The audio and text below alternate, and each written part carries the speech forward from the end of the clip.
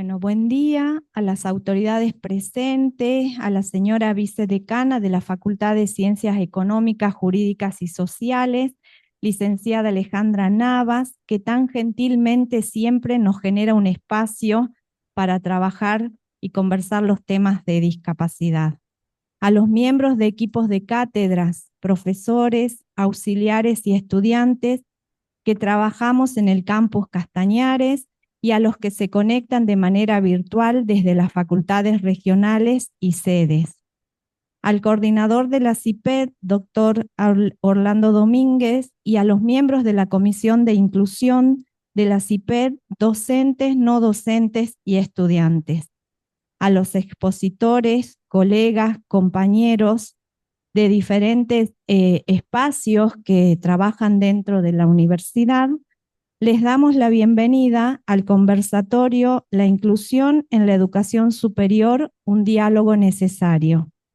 Este encuentro ha sido pensado como una instancia de reflexión y diálogo en torno a los desafíos y posibilidades que implica promover una educación superior inclusiva, equitativa y accesible, en el marco del artículo número 1 de la resolución del Consejo Superior 067/19, que establece que cada unidad académica ha de brindar a los docentes la capacitación necesaria para que puedan realizar las acciones requeridas, con el fin de promover el acceso, la permanencia y el egreso de los estudiantes de la Universidad Nacional de Salta que presenten algún tipo de discapacidad.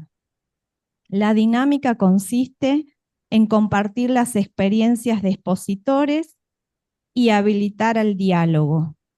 Para habilitar el diálogo pueden pedir la palabra y les acercamos un micrófono, o pueden escribir una pregunta, una inquietud o una sugerencia.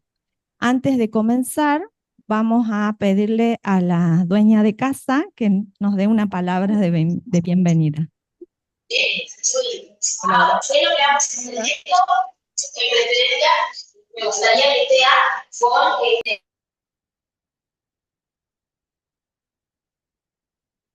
Hola, hola. Bueno, buenos días a todos. Bienvenidos a nuestra casa. Esto es un momento muy importante para nuestra facultad, un espacio en donde podamos dialogar y reflexionar sobre nuestras prácticas respecto a este tema tan importante. Nosotros decimos que estamos convencidos que la educación hace que la gente se pueda progresar, cambia vida. La educación cambia vida. Pero realmente esta frase toma su verdadera potencia cuando esa posibilidad de cambiar vidas es realmente equitativa para todos los miembros de la comunidad. En este espacio que vamos a tratar de proponer alternativas para poder hacer frente a esta realidad, tenemos que tener una conciencia de que no debe ser la inclusión solamente un objetivo, sino una responsabilidad colectiva, porque cada uno de los miembros de nuestra universidad, en cada espacio, en cada aula, tiene que haber ese compromiso de tratar de llevar la igualdad, de que todos nuestros estudiantes puedan acceder a la educación en forma equitativa, sin barreras y sin obstáculos que puedan hacer que él pueda crecer, progresar y poder brindarle a la sociedad lo máximo de su potencial. Así que les doy la bienvenida a este espacio de diálogo y que podamos tener realmente, sacar conclusiones y una guía para poder tener resultados positivos hacia la inclusión. Gracias. Bueno, muchísimas gracias.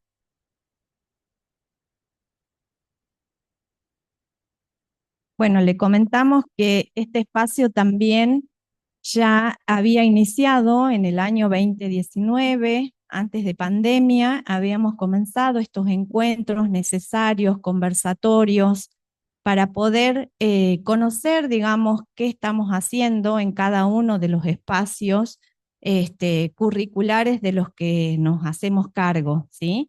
Quería, antes de comenzar, que reflexionemos, que tomemos conciencia de la importancia de establecer estos espacios de encuentro y la importancia de que los equipos de cátedra, como equipo, como conjunto, como un espacio de toma de decisiones, también se hagan presentes, ¿sí? Siempre cuando trabajamos en discapacidad, lamentablemente tenemos mucha gente que se inscribe y tenemos poca gente que asiste a los encuentros, ¿sí? No se trata solamente de mandar al auxiliar. Nosotros necesitamos que quienes están acá también lleven el mensaje a las cabezas de los equipos, porque sostenemos que desde ahí, desde el lugar donde se planifica el curso, el seminario, el año lectivo, desde ahí comienza la toma de decisiones. Y nos vamos a sentir empoderados en la medida en que aquel que lleva, digamos, las riendas o que lleva el timón de la materia, también esté involucrado en este proceso de toma de decisiones, ¿sí? Es importante para los espacios, no solamente para transitar la materia, sino para los espacios de evaluación, los parciales, los exámenes finales, ¿sí? Son decisiones que las tenemos que tomar muchas veces en conjunto. Entonces, les pedimos a ustedes que sean multiplicadores de llevar este mensaje de la importancia que implica que estén acá también los jefes de cátedra, ¿sí?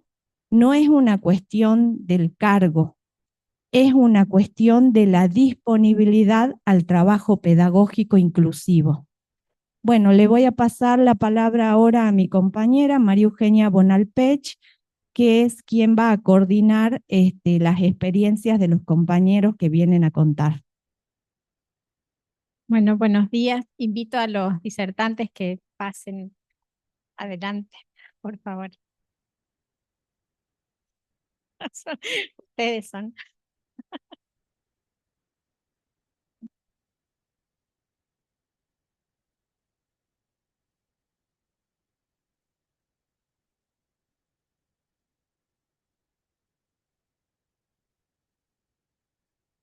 Bueno, buenos días. La idea es compartir este espacio, escuchar a los invitados a contarnos sus experiencias y después abrimos un espacio de preguntas, van a circular unos papelitos y si no pueden hacer preguntas de manera oral y la idea es conversar entre todos acerca de estas experiencias.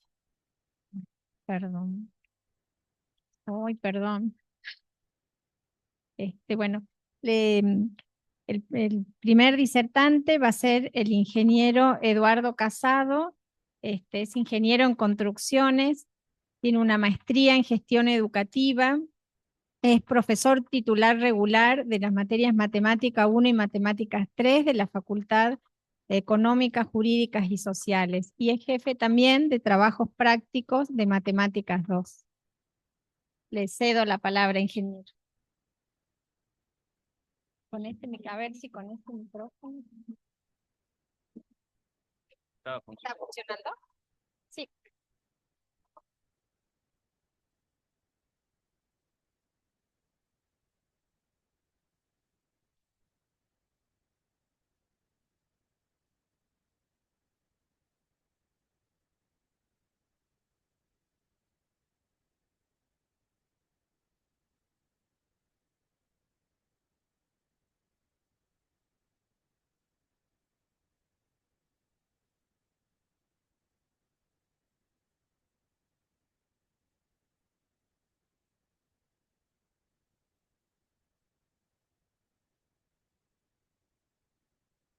Hola, hola.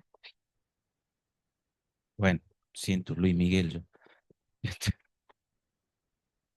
Bueno, esto empieza hace muchísimo tiempo, estaban todavía en actividad los profesores Sugioca y Moreno, y tuvimos un primer caso de un alumno, yo era profesor adjunto en ese momento, que tenía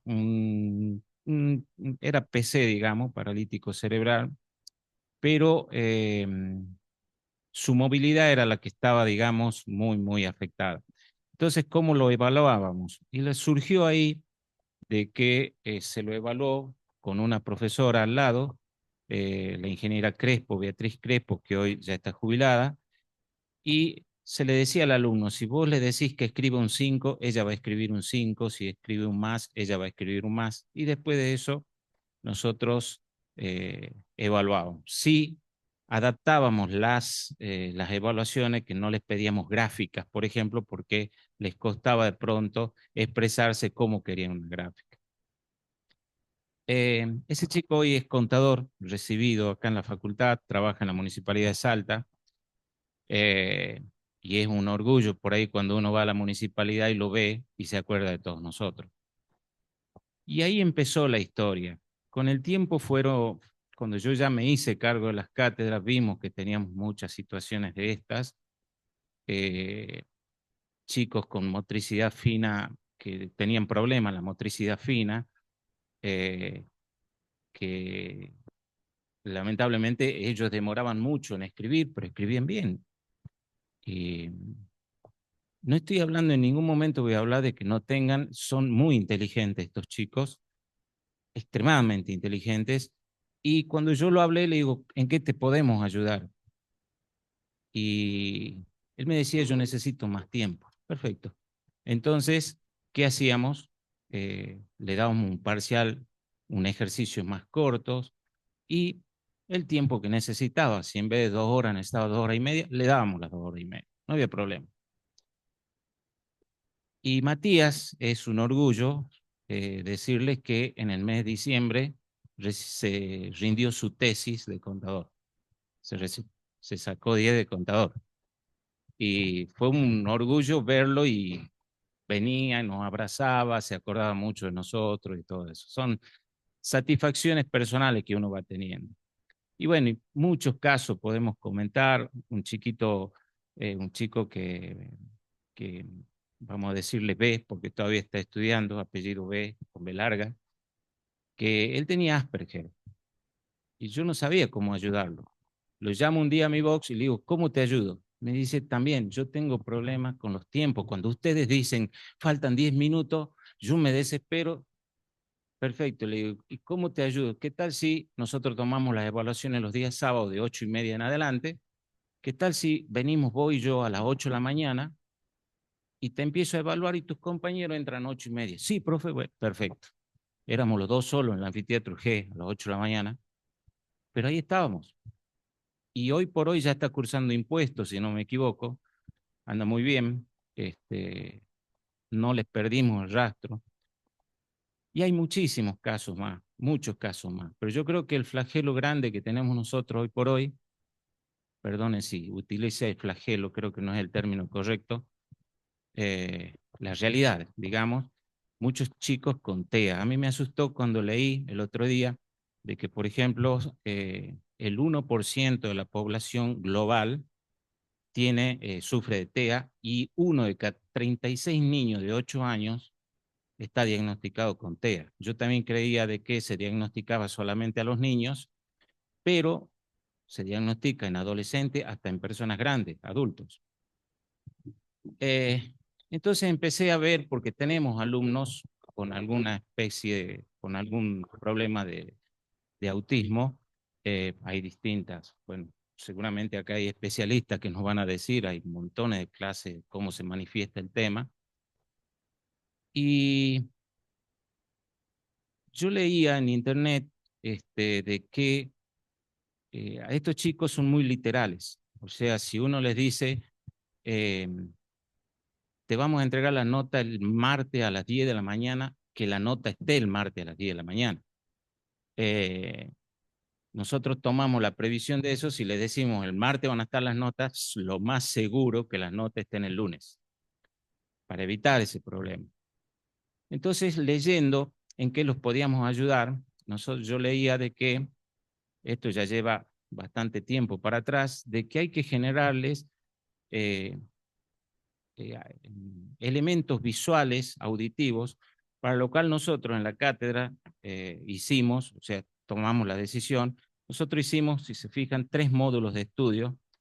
Nosotros las cátedras nuestras las damos orientadas 100% a las aplicaciones económicas. Hay 2 de matemática pura y uno de aplicaciones económicas. Todos tienen registro ISBN revisados por profesionales como la licenciada Teodelina Subiría, el licenciado Fernando Romero, gente que está de más decir cuáles son los laureles que tienen desde el punto de vista de la docencia en las facultades, y ellos nos ayudaron mucho.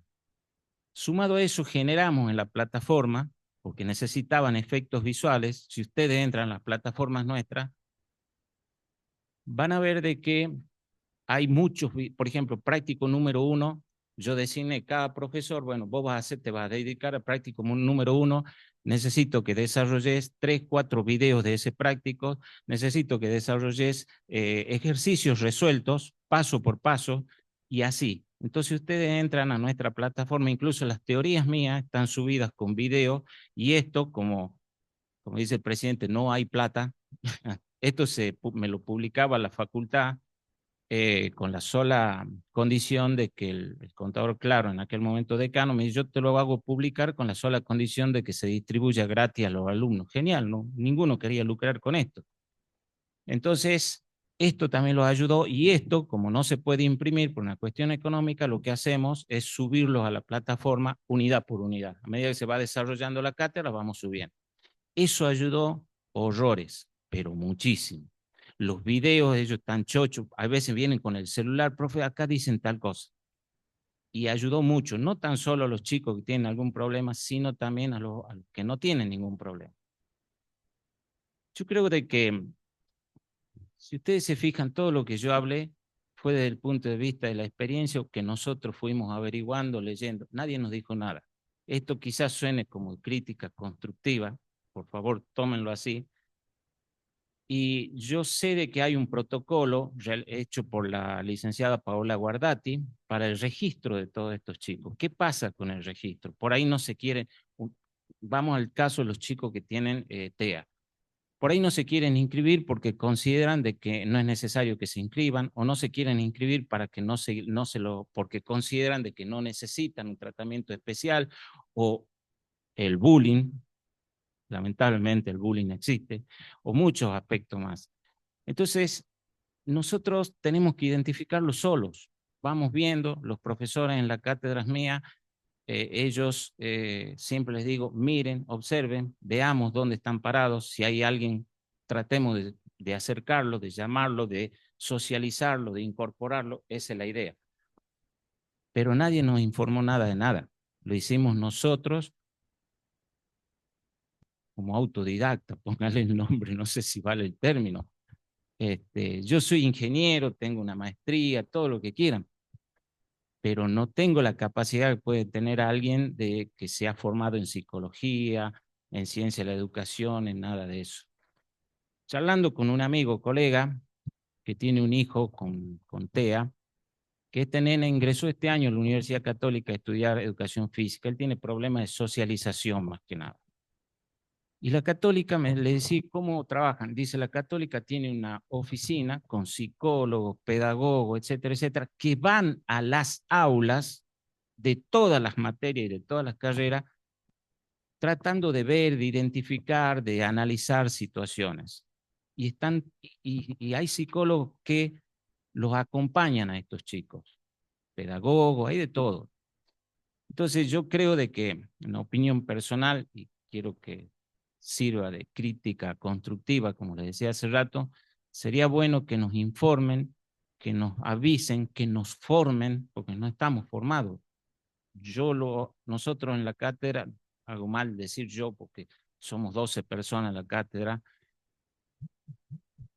buscamos información, actuamos desde el punto de vista de la lógica, no lo dejamos al chico que se nos vaya.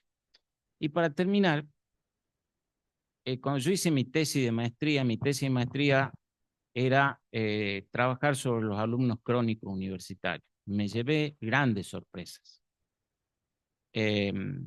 Cuando empiezo a levantar información, veo una alumna que se inscribía en las materias, las regularizaba, se le vencían, las regularizaba, se le vencía, pero llevaba en la universidad creo que 20 y pico de años en ese momento. No podía yo, viendo su estado curricular, identificar cuál era el problema. Entonces la logré ubicar a esta persona, ya una persona grande. Para que se den una idea, hoy ya está jubilada. Y me decía, yo regularizo, le digo, ¿por qué usted, yo veo que regulariza y se le vencen, vuelve a regularizar, se lo vuelve a vencer, las dejaba vencer a las materias? Dice, yo llego al aula, veo que el examen es oral y me voy. Le digo, ¿no le puede decir al profesor que te tome escrito? Muchos no quieren. Abramos un paréntesis, no seamos también, yo me pongo en el papel, seamos un poquito más solidarios con estos chicos. Eso me llevó a charlar con una psicóloga, hoy ya fallecida, la licenciada Nené García de Gambetta, y me dice, eso son fobias. Entonces mi investigación de maestría abrió otra rama más, vamos por el lado de las fobias, y me asusté cuando vi la cantidad de fobias que podemos encontrar en la universidad.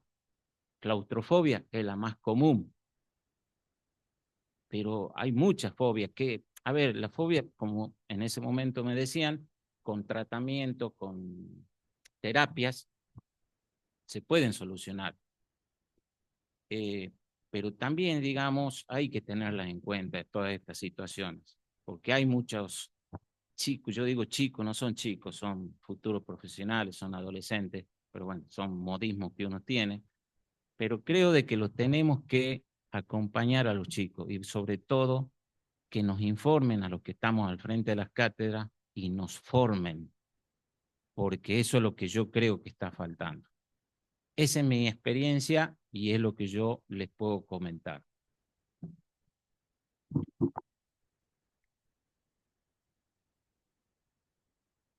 Muchas gracias, ingeniero.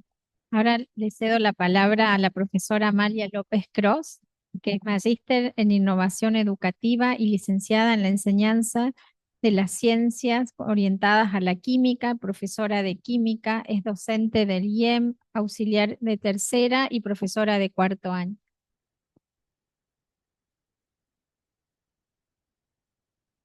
Van a compartir la charla con el profesor Darío Burgos, lo presento.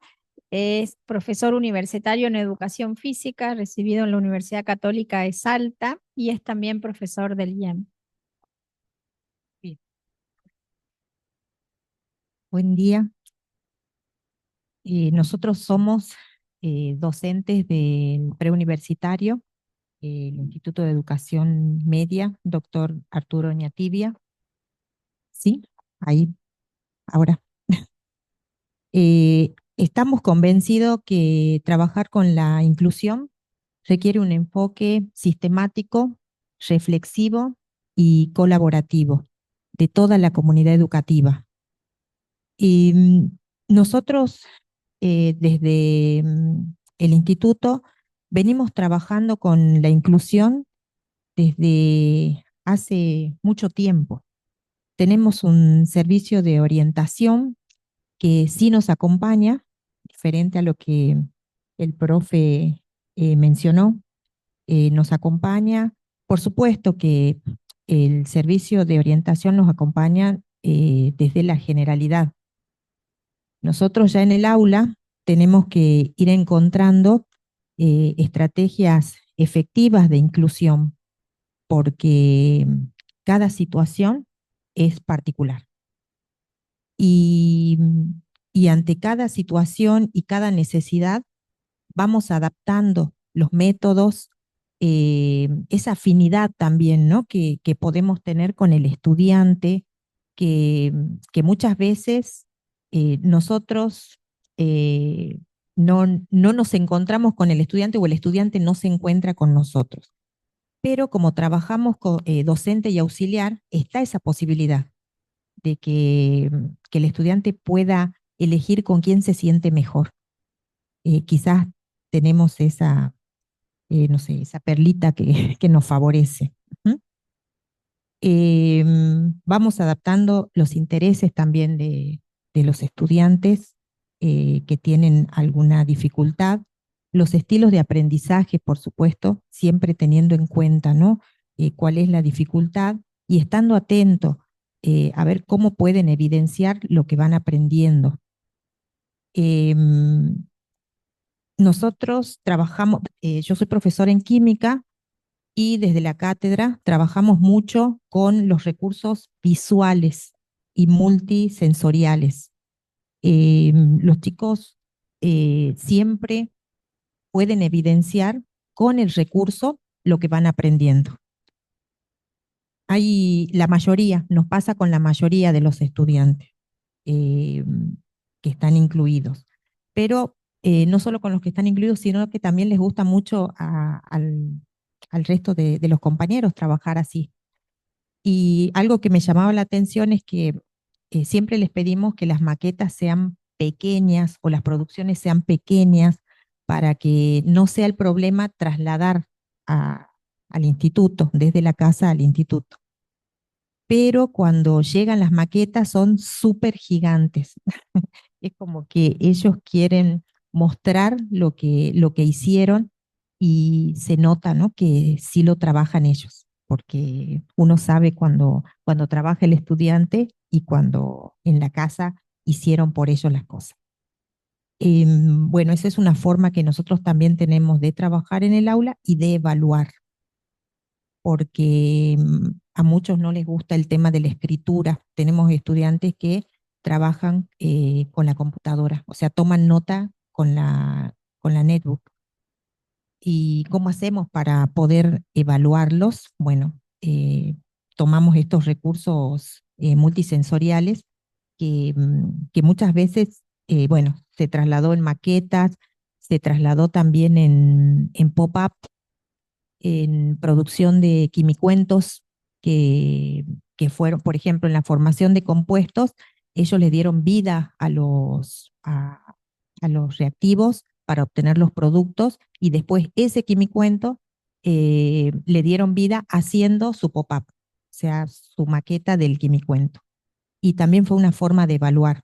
Si bien fue grupal la actividad, pero en el momento de exponer vamos individualizando a ver cuál es la evidencia que puede dar cada uno en relación a lo que hizo. Y ahí nos vamos dando cuenta dónde está faltando, ¿sí? Algún ajuste. Y también algo que nos ayuda mucho a trabajar con el grupo de estudiantes son estas pequeñas evidencias que las llamamos, son los coloquios, pero a ellos no les nombramos coloquios, lo nombramos como monitoreo de aprendizaje, entre paréntesis, coloquios. ¿Sí? Es un seguimiento que vamos realizando cada 2 semanas y de esa manera vamos viendo dónde tenemos que ajustar y la enseñanza y nos sirve a nosotros para ir revisando las prácticas y también les sirve a ellos para saber si este tema determinado lo entendieron o no lo entendieron. Porque ellos preguntan, ¿y cuándo es el recuperatorio? Y ahí viene el tema, de que no hay un recuperatorio. Eso se hace, el recuperatorio es la evaluación general, o sea, la evaluación verdadera, le llamamos evaluación verdadera. Bueno, esa evaluación verdadera sí tiene recuperatorio, pero estas son instancias que nosotros las tomamos como para ir ajustando dónde tenemos que reforzar. Y ahí nos vamos dando cuenta cuál es el potencial que tiene el estudiante. Por ahí les gusta el tema de escribir, les gusta el tema de explicar en el frente, o les gusta solamente expresarlo sin tener que escribir en la pizarra. Y bueno, eso nos ayuda para llegar a esta evaluación general. Eh, Vamos implementando metodologías participativas y también nos encontramos con que hay estudiantes que no quieren trabajar en forma colaborativa. Bueno, ellos quieren trabajar individualmente y se acepta esa modalidad. Por supuesto que son trabajos muy lindos y bueno, también se busca, ¿no? Que logren de alguna manera el trabajo colaborativo, que les cuento así rápidamente que alguna vez en en una clase pedimos que trabajen con una infografía y esa infografía le pedíamos que sea grupal. Y a uno de nuestros estudiantes, incluidos, le pedimos que trabaje con los compañeros, bueno, que aporte sus ideas, que son muy buenas, y hasta que lo convencimos que pueda hacerlo. Lo hizo, expusieron su infografía y después él se acercó. Aplaudimos la presentación, él se acercó y me dijo, profe, trabajé con mis compañeros. Y yo le digo, me encanta que hayas podido lograr trabajar con tus compañeros, viste qué lindo que es trabajar con tus compañeros. Y me dijo, sí, pero este es mi trabajo solo. Y me mostró otra infografía que él hizo en forma individual. Eh, pero bueno, eso me sorprendió y también valoré mucho que, que él trabajó en forma colaborativa por el pedido que le habíamos hecho, pero también cumplió con lo que él quería hacer. Él quería trabajar solo. Así que ahí respeté y también lo felicité por la acción que él había hecho. ¿Sí? Eh, Clase a clase, con estos estudiantes de educación media, tenemos que trabajar, ¿no?, con el respeto y la empatía, porque nosotros no tenemos todos los días clases de química. Nos encontramos, por ejemplo, lunes y miércoles. Entonces, en esos lunes y miércoles hay que volver a recordarles, porque parece que un poco se olvidan y después hay que retomar nuevamente esto del respeto, la empatía, para poder trabajar todos. Y bueno, Hola, buen día. Yo le voy a contar un caso que me pasó a mí hace 2 o 3 años, cuando vino un profesor que estaba en ese entonces, que ya se jubiló, y me dijo, Darío, necesito que me ayude porque tengo un alumno nuevo que tenía parálisis cerebral. Estaba en silla de rueda y como que le costaba dar la clase. Entonces yo lo que hice fue empezar a investigar qué actividades podía hacer para mi alumno. Cuando llego a la clase, lo llevo al alumno a un costado de la clase y le empiezo a dar las actividades propias para su discapacidad. Pero yo sentía que algo no estaba bien, yo me sentía raro, incómodo. Y justo se da que viene a dar una charla el profesor Emiliano Naranjo, que es la primera persona con discapacidad recibida de profe de educación física, y él dijo una frase que a mí me llegó, que dice, muchas veces nosotros por querer trabajar por ser inclusivo, terminamos excluyendo a nuestros alumnos. Y ahí me di cuenta que yo lo que estaba haciendo, yo lo estaba excluyendo, porque no trabajaba junto con sus compañeros. Luego este profesor se jubila y del departamento me piden que me haga cargo de ese curso hasta que salga el concurso y ahí empiezo a trabajar de una manera diferente. Este alumno pasó a integrar la clase, a incluirlo en la clase y hacía la misma actividad con sus compañeros. Nosotros trabajamos, por ejemplo, entrenamiento funcional, que es un entrenamiento en circuito, donde se divide en diferentes grupos, y a él lo bajábamos de la silla de rueda y lo hacíamos trabajar a la par de sus compañeros. Dentro de la institución trabajamos con un dispositivo que se llama Educación para Todos y Todas, donde a nosotros nos dan una bajada, digamos, qué es lo que nosotros tenemos que trabajar con diferentes alumnos.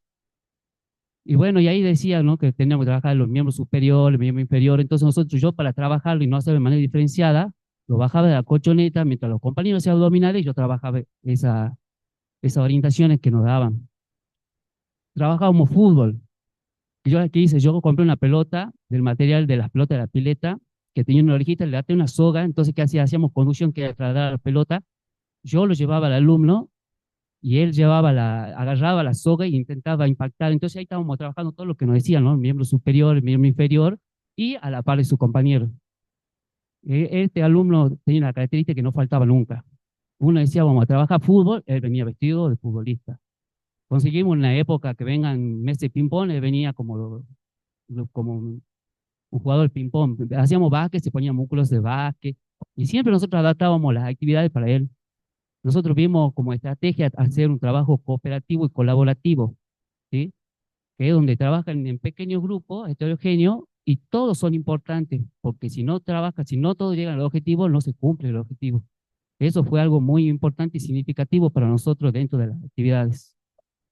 Yo creo que el docente, es importante la labor del docente, como decía el profesor, nosotros tenemos que crear un ambiente para donde nos motivemos a ellos, donde ellos puedan participar.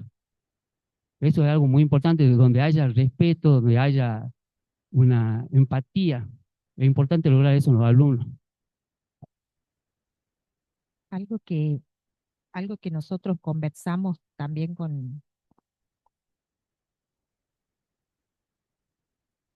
algo que nosotros conversamos con mi compañero es sobre esta falta de recursos, ¿no? Que no tenemos para trabajar con la inclusión y que tenemos que ir generando a medida que se nos van presentando las situaciones. Por eso es que vimos esta necesidad de poder expresar una formación específica en las prácticas inclusivas, porque nosotros lo eh, vamos subsanando lo que se nos va presentando, pero por ahí sería interesante ir anticipando. Es lo que justo se nos presentó en esto de preparar, ¿no? Este conversatorio y coincidimos los dos, que así como hay docentes que están muy dispuestos y muy predispuestos a trabajar con la inclusión, también tenemos, ¿no? Una resistencia al cambio. Y bueno, seguramente esta formación eh, en prácticas inclusivas nos pueda ayudar a que se transforme esa idea de docentes que todavía no están encausados en la inclusión para que, bueno, puedan revertir esa idea. Ahora viene un interrogante, ¿no? ¿Cómo evaluamos nosotros a nuestros alumnos? Porque sabemos que no todos somos iguales, todos tienen su manera de aprender. En el caso que me pasó a mí, nosotros hacíamos evaluaciones grupales e individuales. El alumno el alumno que tenía parálisis, a mí me encantaba porque llegaba a clase y, ¿cómo estás? Re nervioso, profe, porque hoy tengo que rendir.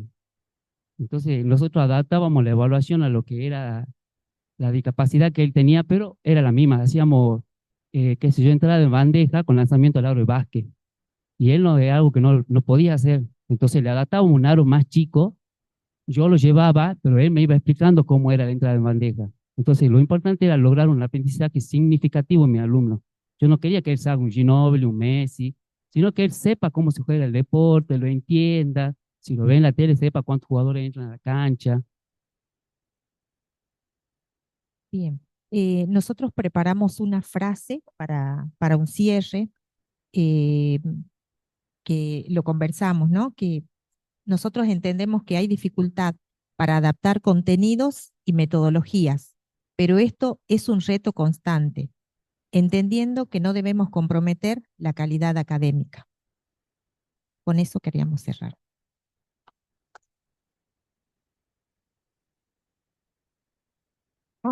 Bueno, muchas gracias a los tres. Vamos a abrir el espacio de preguntas. No sé si alguien quiere empezar.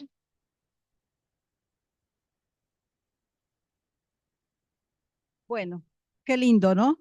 Qué lindo lo que escuchamos. Y la verdad que nos dejan por lo menos 4 frases, pero no frases como la que dijiste al último, sino 4 verdades, diría yo, sobre las que podríamos empezar a trabajar. Este es el primer conversatorio de 6 que vamos a tener a lo largo del año en diferentes facultades.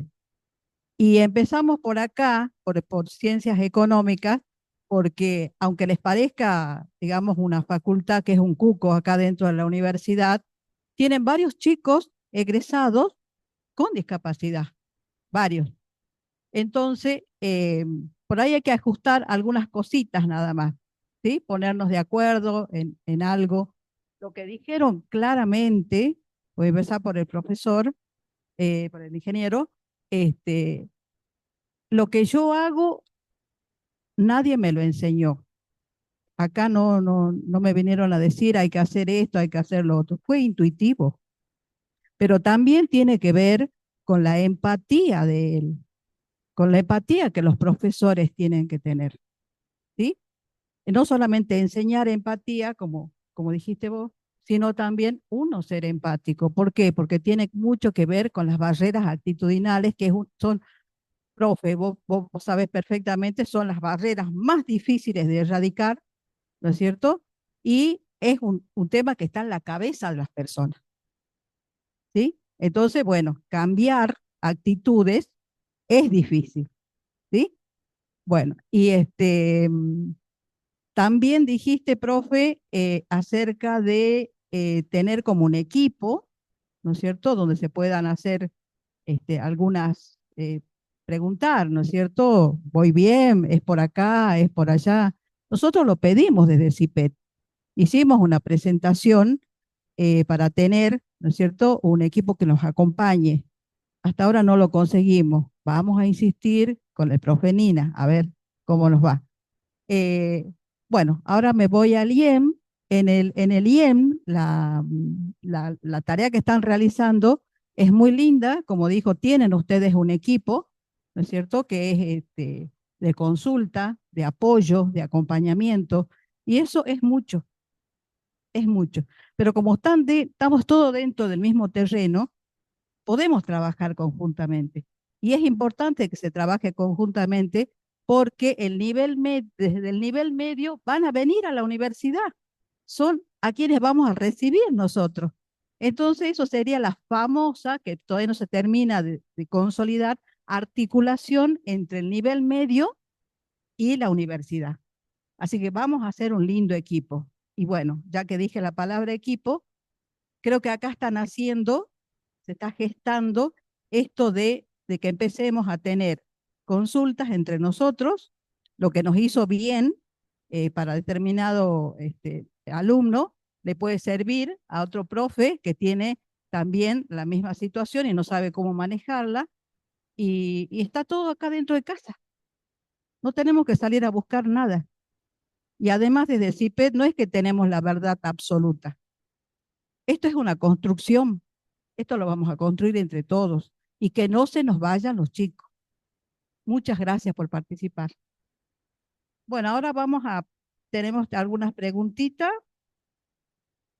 Dice, los alumnos incluidos declaraban su diagnóstico o presentaban alguna documentación o protocolo. Es para los dos, ¿no?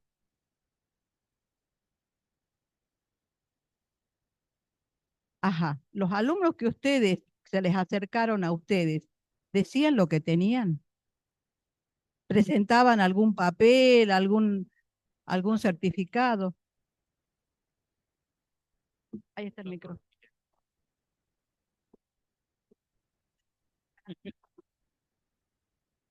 En nuestro caso no, nosotros los identificábamos, pero tampoco tenemos el ojo que tiene un psicólogo, un pedagogo, alguien que está en ciencia de la educación para identificarlo. Lo identificábamos a partir del rendimiento dentro de las cátedras.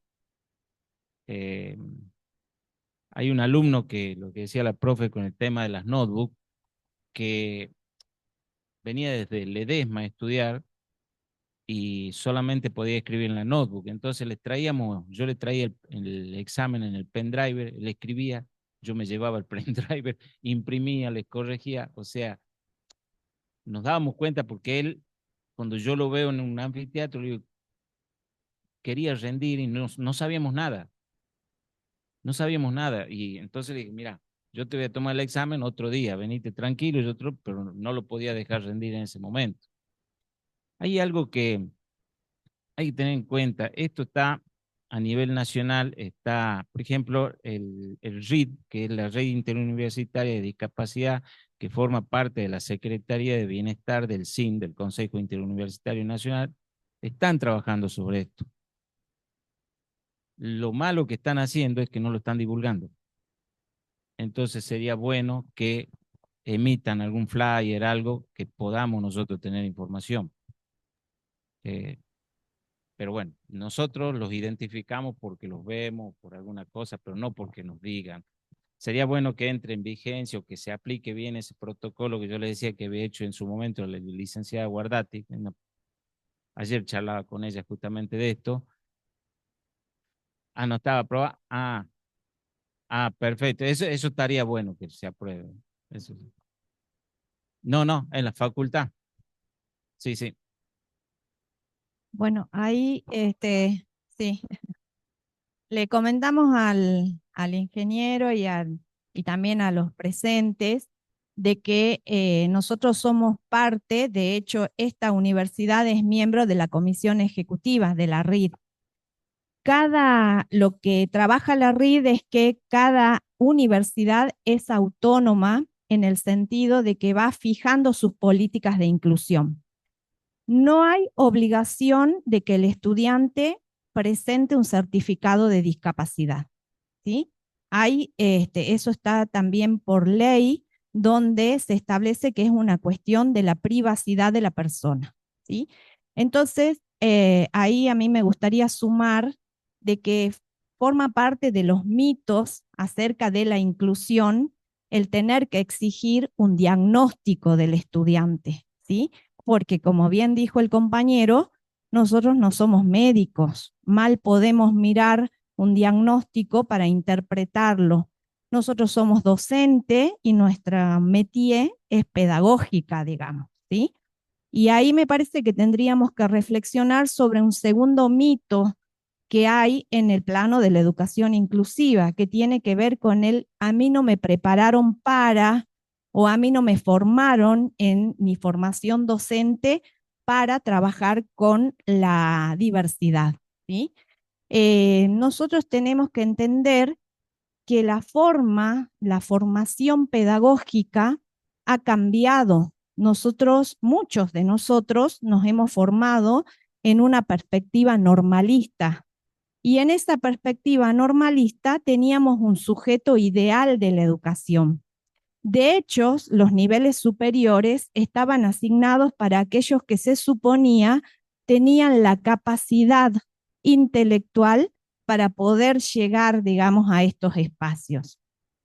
Hoy la población se ha diversificado notablemente para mejor y sensiblemente también con los nuevos, la producción que tenemos en el plano jurídico de los derechos, en este caso de los derechos a las personas con discapacidad, ¿sí? El siglo XXI vino a habilitar no solamente el reconocer los derechos, sino llevarlos a la práctica. Y con eso la Convención Internacional de los Derechos de las Personas con Discapacidad habilitan, ¿sí?, en el artículo 24 a que es un derecho, no le estamos regalando nada a nadie, no estamos haciendo asistencialismo. Nosotros, como docentes, tenemos que entender que nuestra manera de pensar el espacio áulico se ha diversificado. Ya los estudiantes, no necesariamente el estudiante con discapacidad, como lo dijo también el compañero, necesita una configuración, necesita que nosotros volvamos a mirar nuestras propuestas didácticas, nuestros planes de enseñanza y revisar también los contenidos que proponemos, ¿sí? Entonces, esto también para que lo dejemos, para que lo pensemos, ¿sí? De que no es que hay un profe de educación, hay un profe de psicología o hay un profe de contabilidad que se tiene que hacer cargo. Por eso es que nosotros instamos a que sean los equipos los que participen acá, porque el recurso es humano y el trabajo es pedagógico. Los que estamos acá porque hemos concursado un cargo para enseñar, ¿sí? Y enseñar es dar, ¿sí? Es dar esto que tengo, este conocimiento que lo tengo que transmitir. Entonces, esa es la tarea, ¿sí? Vamos a poder nosotros desde la comisión, sí, invitar a algunos profesionales específicos para que nos cuenten a lo mejor cuáles son las barreras al aprendizaje que tienen algunos estudiantes y cómo podríamos nosotros, así como contaron los profes, ir generando mecanismos de accesibilidad. Porque lo primero que tengo que generar es que el estudiante llegue y se siente en el aula. Lo segundo, que cuando esté sentado comprenda lo que le digo. Y entonces tenemos que trabajar con la accesibilidad comunicacional, ¿sí? Y vamos a también buscar capacitación para saber qué es accesibilizar un material. Ahí el profe hablaba de sus materiales en lectura fácil, ¿sí? En un lenguaje claro. Bueno, ¿qué significa? Y ahí nos apoyaremos en los colegas. Acá tenemos una profesora de letras. Nos apoyaremos en la gente que tenemos, que está formada, para que también nos enseñe a generar el dispositivo, ¿sí? Así que bueno, le paso de nuevo a mi compañera y seguimos conversando. Bueno, todavía estamos en la primera pregunta y decía, ¿en qué se basaban las adecuaciones? Eso, casualmente, lo que acaba de decir la profe, hacer, digamos, la cartilla o lo que fuere, el material que se prepare de manera accesible, clara. Sería una de las adecuaciones. Hay muchas más, ¿no? Pero vamos a seguir profundizando en eso. Sí, una y una pensaba. Sí, podemos leer una pregunta de los chicos que están de manera virtual. Creo que había uno más arriba, la primera que apareció. Ahí. Luisa, ¿no? Dice, ¿cómo trabajan con el acceso a la bibliografía para estudiantes ciegos? Conozco casos en que un estudiante no puede trabajar con PDF propuesto por la cátedra porque era un escaneo y no podía reproducir en audio. ¿Conocen alguna alternativa? Sí, vamos a generar, si les parece, un curso una capacitación sobre accesibilidad de los materiales. Y lo que hay que hacer es un proceso, sí, de transcripción y de pasar al archivo PDF en Word, y ahí se va a poder acceder, digamos, a los formatos, a los procesadores que van leyendo el texto, ¿sí? En el caso de las personas con discapacidad visual, utilizan el Joyce, que es un programa privado, pero también tenemos un software que es nacional, el NVDA, que les permite, digamos, poder tener la lectura de los textos, pero si el texto está escaneado, eso está generando una barrera, digamos, en la accesibilidad. Eso también podemos hacer, digamos, poder buscar gente que nos ayude, ¿sí? Y ahí también viene el trabajo en equipo. Los jóvenes, ¿sí? Los jóvenes que son más de la era digital manejan muy bien, digamos, ¿sí? Ahí yo estaba viendo en una de las preguntas que decían que por qué no trabajamos con el DUA. El DUA es el diseño universal de aprendizaje, ¿sí?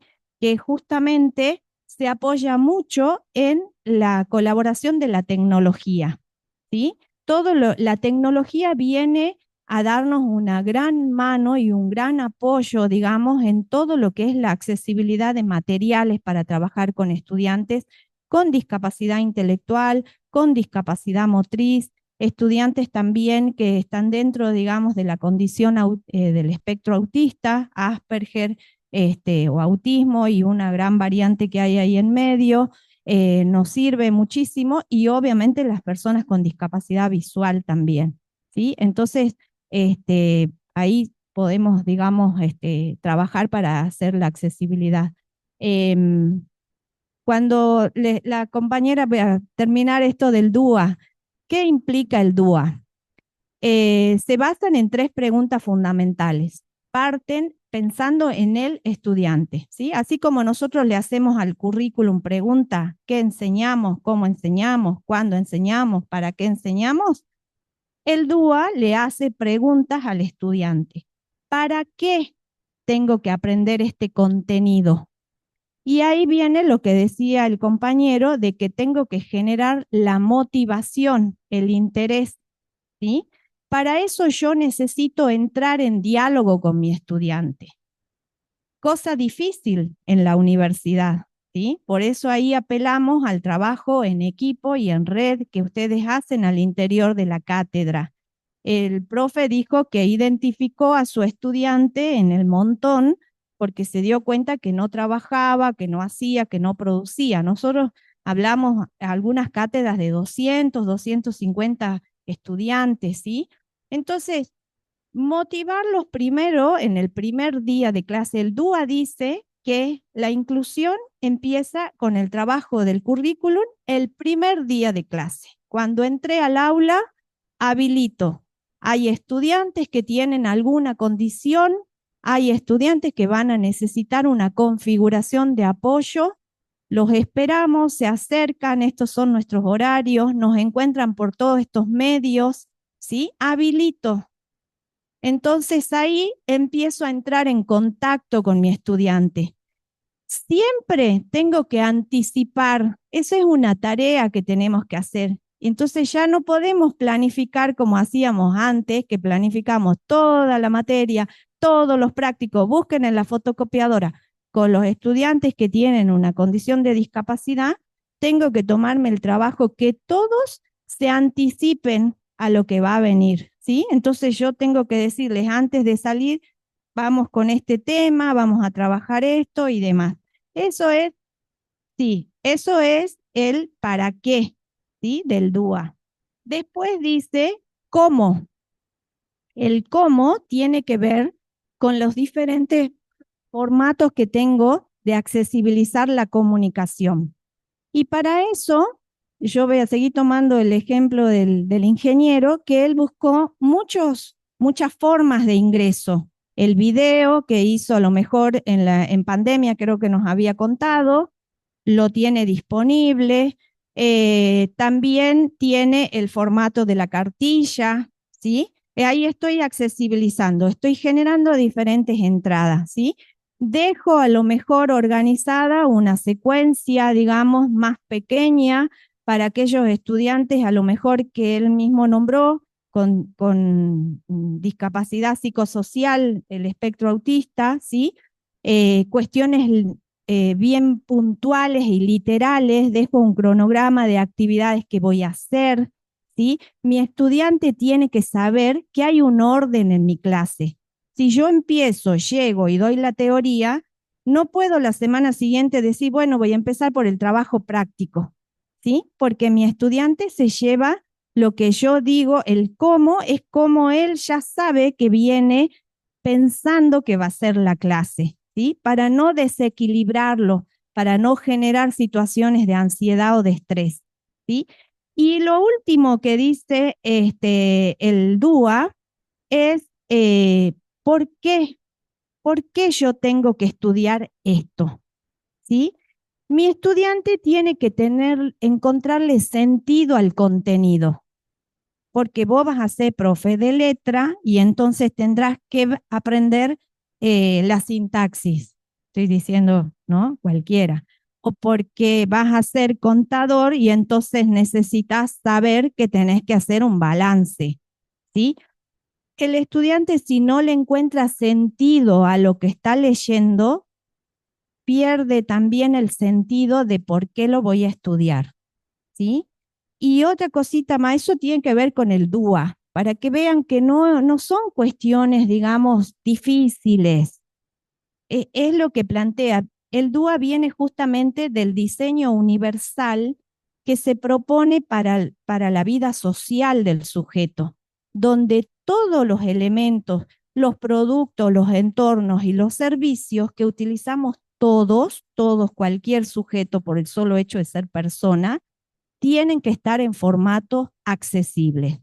Eso se traslada también al campo de la educación y a partir de ahí se genera, digamos, esta que es una estrategia entre otras. No es que el DUA es la estrategia, es una propuesta que se hace con el apoyo sistemático y sostenido de la tecnología. ¿Sí? Ya contestada la segunda pregunta que dice, con lo que acaba de decir la profe Betty, ¿qué propuestas considera necesarias en base a su experiencia para continuar con el proceso ya iniciado de hacer una trayectoria educativa? Hay muchos. Uno de ellos es trabajar digamos, en formato DUA. Hay un comentario ahí que dice, me parece, de Teresita, me parece muy bueno lo de los conversatorios. Considero que es importante que se trabaje desde el modelo social de la discapacidad, aún se está centrando en el modelo clínico. ¿Qué pasa? Son paradigmas, ¿no es cierto? Y los paradigmas, ¿qué hacen? Oscilan, van de un lado al otro, no se detienen en un solo lugar. ¿Sí? Entonces, sí, estamos oscilando entre el médico y el social, sí estamos oscilando, pero de nosotros depende hacia dónde vamos, ¿no? Hacia dónde vamos. La idea es ir a lo social. Ahí que nos quede claro en esta idea de paradigmas que hay una clara diferencia. El modelo social dice que la discapacidad no está en la persona. La discapacidad la produce la sociedad en el entorno cuando le genera barreras, ¿sí? Entonces, cuando yo le digo, ¿qué hace usted que tiene esta condición sentado acá para estudiar esta carrera, educación física, por ejemplo? ¿Sí? Entonces, o cuando yo le digo a mi estudiante, tráigame su diagnóstico, me estoy parando en un paradigma que no le voy a resolver. La discapacidad es una condición, una parte de la persona, no la vamos a resolver. Nosotros tenemos que mirar a la persona, qué es lo que puede con lo que tiene, además de su condición. No es la condición la que lo va a habilitar para la vida profesional. Es el transcurso y el trayecto que haga en su trayectoria educativa, ¿sí? Por eso tenemos que mirar las trayectorias reales, no la trayectoria lineal, como dice Flavia Terici, que cuando miramos la trayectoria lineal estamos mirando el plan de estudio, solamente el programa de la materia, y no estamos mirando las condiciones de esa persona. ¿Cuál va a ser su tiempo? ¿Cuál va a ser su trayecto? ¿Y cómo se va a pensar que trascienda, transite, digamos, ese plan de estudio? Y con lo que decía hace rato el compañero, nosotros dentro de la RID tenemos, como Universidad Nacional de Salta, tenemos una gran deuda, y que es mirar nuestros planes de estudios, que son arcaicos en muchos casos, y empezar a generar planes de estudios más flexibles, en el que se pueda incorporar uno por el solo hecho de querer ser un profesional en dicha área, y que no sea la discapacidad la que lo deje afuera por no poder. Por ejemplo, un profesor de educación física, ¿sí?, no puede cursar la carrera de educación física, ¿sí?, por decir, ¿sí? Ya tenemos el caso de Emiliano Naranjo, que es licenciado, no llegó a tener el título de profesor, porque todavía no está habilitado para eso, ¿sí? Eso nos falta cambiar todavía, ¿sí?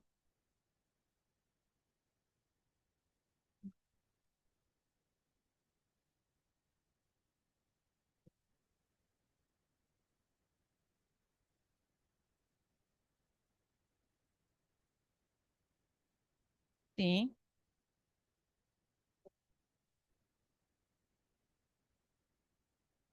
Sí, sí, profe, claro que sí necesitamos. Por eso es que les dije que yo necesito acercarme al estudiante el primer día de clase, decir si hay alguien que tenga una condición de discapacidad o que tenga alguna condición, que se acerque a la cátedra, que vamos a trabajar en la configuración de apoyo, ¿sí? El estudiante va a llegar en la medida en que yo habilite el espacio, ¿sí? No va a llegar solamente porque tenga un diagnóstico. Lo puede traer, mucha gente lo trae, se acerca a la familia, viene con el diagnóstico, obviamente que nos ayuda, en algunas facultades generan expediente con esto, exactamente, y eso es algo bien importante que nosotros tenemos que tener en cuenta, y eso es para todos, digamos, los que estamos trabajando en inclusión, registrar todo lo que hacemos, todas las decisiones que tomamos, poner en nuestros programas que cuando tenemos un estudiante con discapacidad se va a tomar la medida de hacer las configuraciones de apoyo, porque hay una resolución, la 067 del 19, que nos habilita, ¿sí? A veces el temor del estudiante, de los profes es, no, pero ¿cómo voy a hacer esto yo si yo tengo un programa? Si yo a mi programa ya cuando lo presento pongo que se va a ajustar a lo que dice la 067 del 19, entonces yo estoy resguardado ahí de que voy a hacer las configuraciones que necesito. Una cosa también que nos tiene que quedar en claro, estamos formando profesionales, ¿sí? Se puede trabajar con la accesibilidad, con el acceso al currículum. Lo que no podemos hacer en la universidad son lo que se hace en el nivel medio o en la primaria, que son los ajustes razonables que tocan contenido del currículum. Nosotros los planes de estudio tienen contenidos mínimos. Esos contenidos mínimos son irrenunciables. Lo que tenemos que buscar es la manera de que el estudiante acceda al contenido, ¿sí? Ahora, en nuestros programas, nosotros, el programa, si solamente fuera de contenidos mínimos, tenemos clase 2 meses nada más. Para poder profundizar en esos contenidos, tenemos muchos otros temas, conceptos, digamos, que ponemos en esa propuesta pedagógica. Bueno, esas son las cosas que tenemos que tomar decisiones, digamos, donde qué es lo accesorio de lo realmente importante de mi programa y de lo que no se tiene que ir mi estudiante sin saberlo, ¿sí? Eso sí nos tiene que quedar en claro a todos, digamos, ¿sí? No sé qué más. Disculpa. Hola, hola. Dentro de la institución nosotros trabajamos con un dispositivo que se llama Educación para Todos y Todas, ¿sí? Donde a nosotros sí nos pasan la situación de cada alumno con discapacidad y además también diferentes ítems para que nosotros tengamos en cuenta cómo trabajar con ese alumno. Y del servicio constantemente están pendientes de cómo, si el alumno va a clases, si no va a clases, si trabaja, y si nosotros tenemos alguna duda, podemos acercarnos a hablar con ellos sin ningún problema, digamos. Ellos están siempre abiertos al diálogo con nosotros. Bien, acá qué buena la intervención del profe. Ustedes recuerden que hemos invitado a alguien para trabajar esta cuestión de la articulación, porque nos sirve saber cómo están trabajando ellos, y también esto es una forma de preguntarle al estudiante, ¿cómo venías trabajando vos? ¿Cómo hiciste en el secundario? Ellos también nos van habilitando herramientas que nosotros vamos potenciando.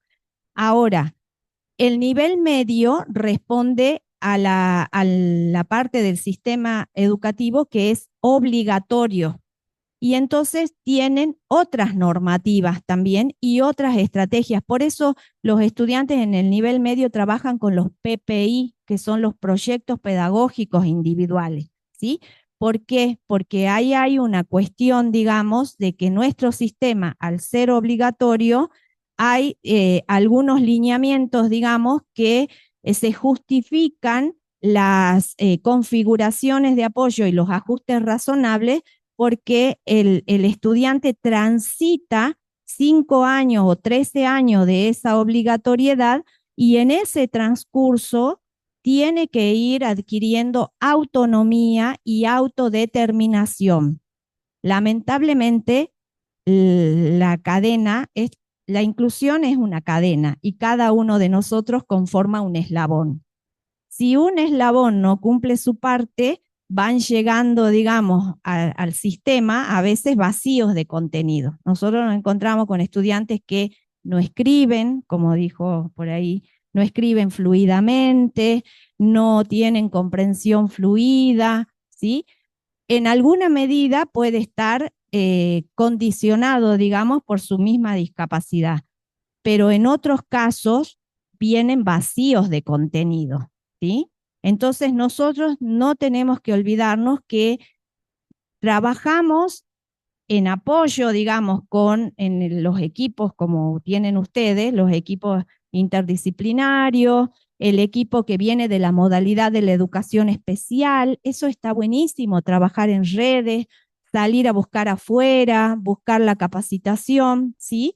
Pero no nos olvidemos que tenemos que generar la autonomía y la autodeterminación. Eso es inclusión, autonomía, autodeterminación y participación activa del estudiante, ¿no? Entonces, son cositas que nos tienen que ir quedando. En el caso del nivel superior, no es obligatorio, pero la educación es un derecho, entonces no podemos dar la espalda a eso, porque es un derecho humano, ¿sí?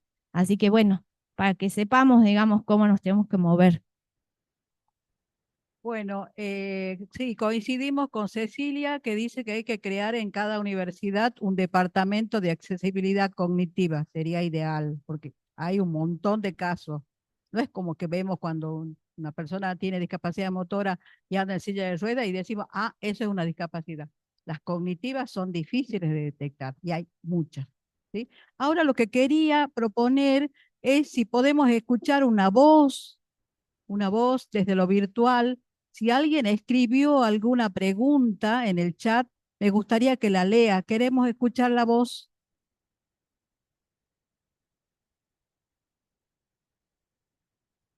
Levante la mano, no sé, o tienen el...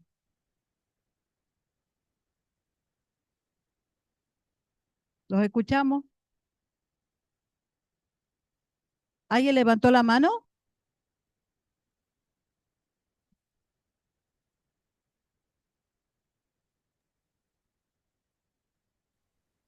Nosotras podemos participar. Sí, por favor. Buenos días. En primer lugar, bueno, estamos con Gilda en el box. Por cuestiones operativas no pudimos estar presentes ahí, pero queríamos agradecer la posibilidad de compartir experiencias. Es enriquecedor escuchar, compartir, aprender con los compañeros y las compañeras de otros espacios. A nosotras sí nos parece sumamente importante porque creemos que muchas veces las experiencias se dan de manera aislada, ¿no? Y estos espacios de conversación nos enriquecen en general como para empezar a pensar qué estrategias podemos desarrollar para acompañar, ¿no? Y sobre todo para acompañarnos a nosotros, a nosotras también, los docentes, las docentes de la universidad que muchas veces obramos en soledad cuando intentamos hacer algo. Muchas veces incluso no conocemos algunos marcos normativos. Creo que también son muy importantes las intervenciones de la profe Beatriz para comprender algunas cuestiones que a veces las tenemos como muy superficialmente las comprendemos, ¿no? Intentamos pensar de qué manera acompañar a las y los estudiantes. Y en determinados ámbitos es más duro a veces, bueno, incorporar una mirada social de la discapacidad y sobre todo de nuestro papel en la universidad, acompañando a toda aquella diversidad de personas que ingresa, que a veces no encuentra dónde acobijarse, ¿no? Dentro de la universidad. Entonces, sí nos parece importante. A veces, justo ayer estábamos terminando de evaluar una tesis que se hace en el marco de una maestría en inclusión en la Universidad de Jujuy y que tomó como objeto a la gente de las ingenierías. Y es muy interesante la perspectiva que pueden tener personas que vienen de otros campos. Yo celebro haber escuchado al profe que desde la matemática viene con una sensibilidad diferente a contarnos qué es lo que había ido haciendo, porque muchas veces desde otras áreas se piensa que, y lo digo porque está escrito y publicado esto, ¿no? Que son las humanidades, por ejemplo, los ámbitos donde los estudiantes y las estudiantes pueden recaer, ¿no? Como si fuesen espacios más fáciles para la inclusión cuando en realidad no tenemos que pensar así. Me parece que a veces anteponemos nuestros prejuicios, anteponemos nuestras ideas de el ideal de cómo debiera ser un estudiante universitario y nada, me parece que por ahí tendríamos que empezar a pensar más en nuestros estudiantes de carne y hueso, ¿no? Y sobre todo el impacto social que puede tener la universidad. Transformando realidades, ¿no? Ya se las transforma a un montón de personas que vienen a la universidad y que son primera generación, por ejemplo, de estudiantes. Entonces, creo que es sumamente importante, por eso agradecemos estar acá compartiendo con ustedes. No pudimos ir presencialmente por otras cuestiones, pero sí agradecer que podamos sostener estos espacios de formación, ¿no? Y de reflexión conjunta en función de las experiencias. ¿Qué facultad sos, profe? De las dos facultades de exactas, estamos acá en la Facultad de Exactas, pero también de Humanidades. De Gracias. introducción a la educación de los profesorados de matemática, física y química. Gracias. Te vamos a pedir que contagies a tus compañeros docentes de las dos facultades porque vamos a seguir haciendo conversatorios. Bueno, Gracias. gracias. Bueno, una intervención más virtual, si les parece, y ya Hola, vamos a la última pregunta. hola. Sí, adelante, Guadalupe. Bien, yo quería dejar planteado que cuando nos referimos a situaciones de discapacidades o condiciones diversas, también se tengan en cuenta las enfermedades mentales. Y por ahí alguien había comentado que no es necesario pedir el diagnóstico, no es nuestra tarea, sin embargo creo que es sumamente útil.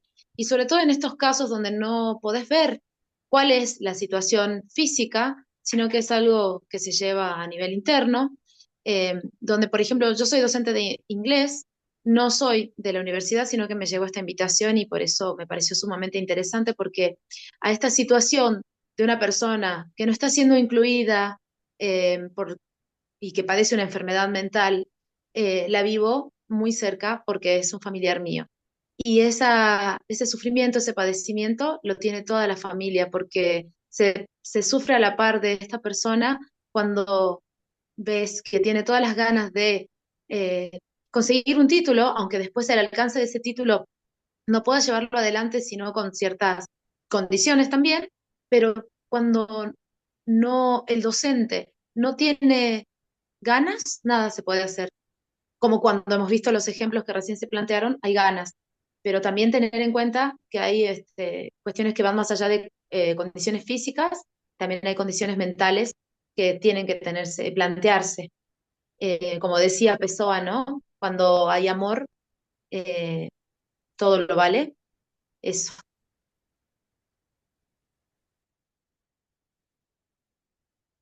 Gracias, Guadalupe. Profe, quería No, por favor, comentarte gracias a este, ustedes. que obviamente que también la gente que tiene, digamos, alguna condición de salud mental también, digamos, es atendida dentro de la comisión de la CIPED, pero también tenemos equipos que se encargan, digamos, que están trabajando acá en la universidad, que son equipos de salud mental. Entonces también se trabaja en forma, digamos, coordinada con las comisiones que están en las facultades y con la misma universidad para poder también asesorar en ese sentido, ¿sí? Cómo hacer, cómo acompañar al estudiante, y tenemos ahí la colaboración, sí, de un grupo bien interesante de psicólogas y de trabajadoras sociales, digamos, que están dentro del equipo de salud mental, para que sepan, para que tengan conocimientos también si alguien está con esta condición, con algún estudiante con alguna condición de salud mental, que se acerque, digamos, ya sea o a la facultad o a los representantes de la CIPED, para ponerlos en contacto, digamos, y poder trabajar, ¿no? En algún momento hemos dado algunas charlas que tienen que ver con ansiedad, y también con algunas situaciones de salud mental. También un tema bien interesante para abordar.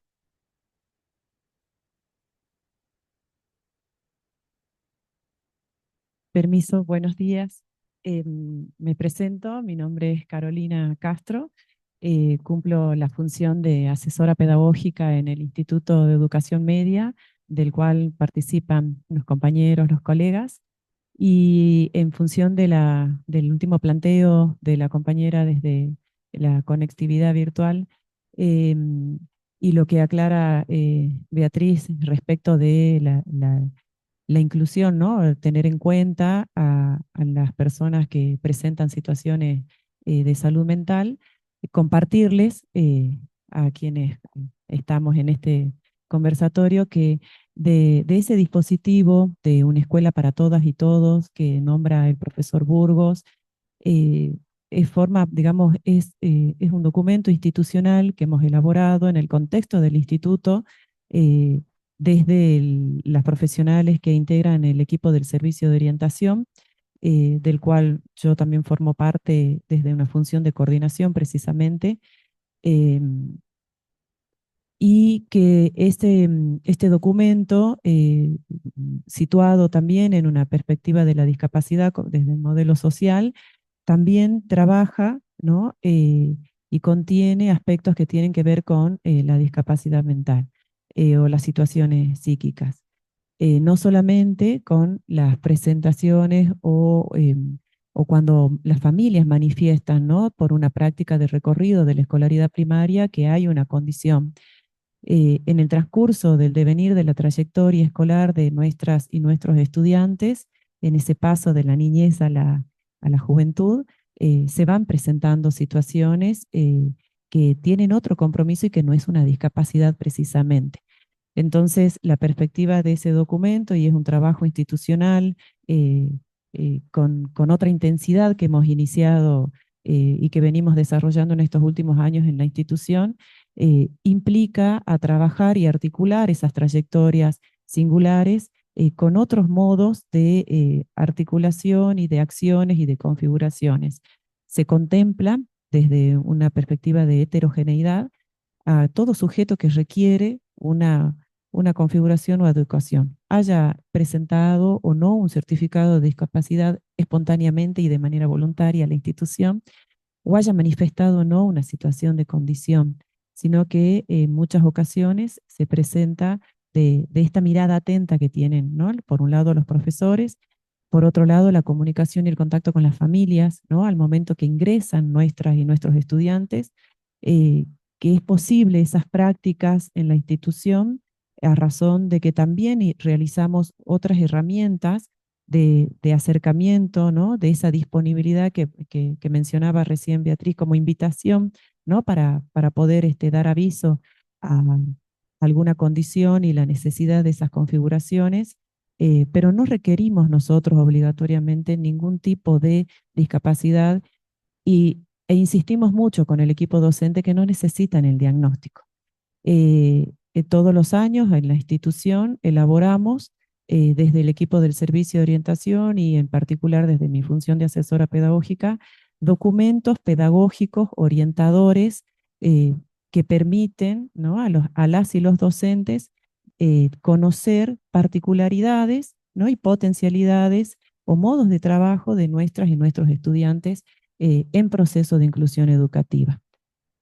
Eso es posible y esa escritura es posible a partir de ese acercamiento y de esa articulación entre el docente del año anterior, ¿no? entre las familias, entre la mirada atenta también a cada uno de estos estudiantes y ese seguimiento que hacemos. Es un proceso de escritura, nunca difundimos, ¿no? con ningún docente de la institución el diagnóstico en sí. Sí difundimos las orientaciones que también nos dan un apoyo fundamental, los profesionales de apoyo a la inclusión, tanto como profesionales y equipos externos, donde algunas de nuestros estudiantes son acompañados y sostenidos, tanto en su trayectoria vital como escolar, así como con otros, las maestras de apoyo a la inclusión que concurren a nuestra institución. El equipo del servicio de orientación es un equipo interdisciplinario donde hay pedagogos, hay psicólogos, hay licenciado en trabajo social, hay una mirada desde el orientador educativo, ¿sí? un aporte y un cargo desde ese lugar, y hay, digamos, una comunicación constante en el seguimiento y en el acompañamiento de esas trayectorias. Algunas veces van surgiendo, ¿no? Y ahí aparece cómo nosotros hacemos accesible la cuestión, digamos, los aspectos académicos y curriculares, y también en la flexibilización de los tiempos, porque entendemos que la cuestión de salud mental también implica, ¿no? una imposibilidad para la disposición al aprendizaje en algunos periodos de crisis o dificultades que puedan atravesar nuestras y nuestros estudiantes. Entonces, ante ello sí, ¿no? Y hay obra, algo que complementa ese documento marco como encuadre, sino obran permanentes comunicaciones y orientaciones desde la asesoría pedagógica al equipo docente a razón de las novedades de esas trayectorias, ¿no? Porque a veces implican ausentismo a las clases presencial por periodos prolongados, algunos más cortos, a veces es el periodo lectivo completo, ¿no? Y entonces implica un desafío, ¿no? También para nuestras y nuestros docentes, reorganizar y configurar en otros, ¿no? Y diversificar la enseñanza con otros formatos para una escolaridad obligatoria y para una escuela que tiene, digamos, indicado una educación presencial, ¿no? Entonces, en eso. Muchas gracias.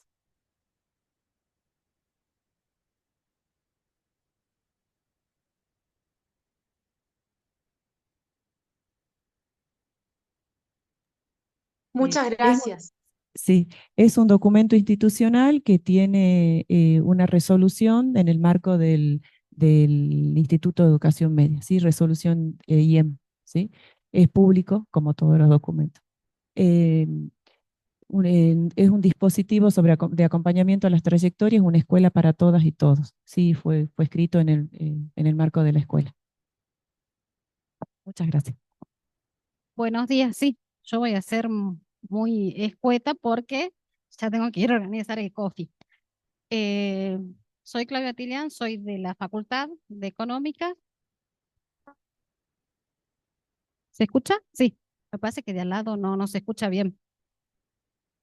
Hablando mi compañera de los dispositivos y de los documentos, y hablando esta mañana con quien también es la vicerrectora a cargo del Instituto Superior del Profesorado de Salta 6005, la licenciada Gross, con la Universidad Complutense de Madrid, el Instituto Superior 6053 Abuelas de Plaza de Mayo,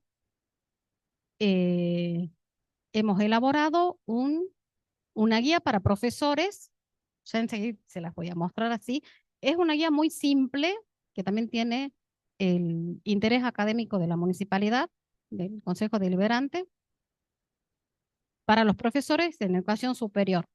Mire, se las muestro. Y la facultad hizo una impresión, una tirada de 50 ejemplares. Es una guía muy simple. ¿Tiene el micrófono?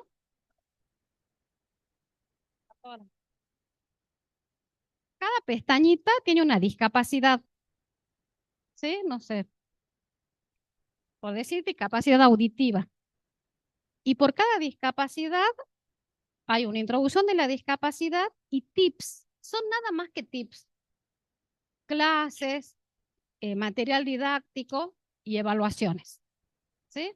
La idea de este año es poder hacerla digital, PDF, y hacer los hipervínculos. Pero bueno, acá la profesora Gross me pidió un ejemplar. Los ejemplares los tiene la facultad porque la facultad iba a hacer la distribución. No sé a quién habrá distribuido, pero bueno, oportunamente ya se difundirá el enlace, ¿sí? Creo que es un material más que siempre el profesor Casado también nos pedía en alguna reunión, algún dispositivo de estos. Bueno, gracias.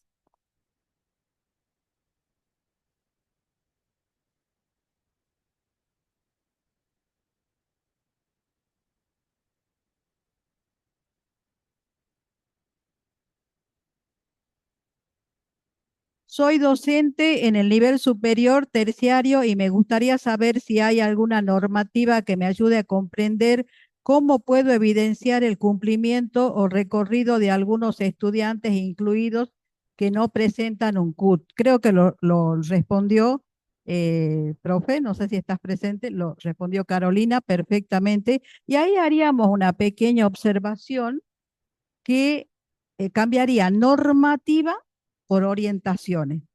¿Por qué? Porque cada estudiante es único, ¿sí? Es un ser único. Entonces no podemos aplicar recetas para todos por igual. Entonces eso se va construyendo, ¿sí? Así que yo creo que estaría respondida la pregunta. Hay muchos comentarios en el chat, no importa, nos queda esto grabado, después lo mismo vamos a responder para ser, digamos, expeditivos con el tiempo. Dijimos 2 horas y queremos cumplirla. Esto va a continuar y quiero decirle otra cosa, no se van a desprender de nosotros. Ustedes acá firmaron un acta de compromiso, vamos a estar muy comunicados a partir de ahora, vamos a subir material, vamos a trabajar material desde la CIPET con todo esto que estamos recibiendo y van a salir unas orientaciones preciosas. Y por supuesto, abierto al diálogo, ¿no? No solamente lo escrito o lo virtual. No, no, vamos a seguir con la presencialidad. Muchas gracias. Si quieren decir algo. Bueno, seguramente en el segundo cuatrimestre vamos a tener el próximo conversatorio, ya será en otra facultad, como dijimos, vamos a ir trabajando de esta manera, con relatos de experiencia que nos van nutriendo, como dijo la compañera, la profesora Judith Rodríguez, son experiencias que nos nutren, que nos van también habilitando el camino, generándonos la posibilidad de que pensemos también al interior de nuestros espacios, cómo podemos ir transformando nuestras prácticas pedagógicas, ¿sí? Bueno, les dije al principio que ustedes iban a ser multiplicadores de llevar a sus cátedras, a sus espacios de trabajo, la experiencia y la posibilidad, digamos, de que siga sumándose gente de los equipos de cátedra. Ustedes han visto de que acá hay necesidad de que sea en conjunto, que esto se converse al interior del equipo, que se distribuyan las tareas.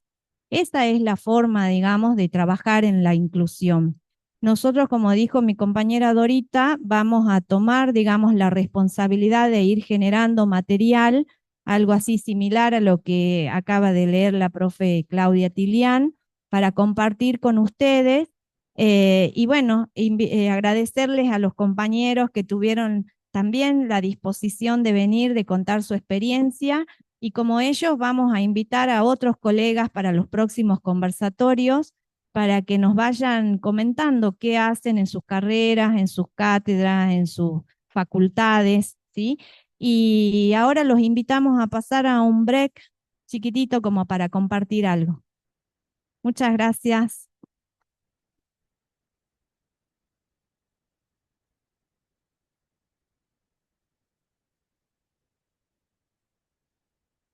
Gracias a los compañeros que estuvieron desde la virtualidad. Nos encontramos próximamente. Chao, Matías. Te estoy mirando ahí.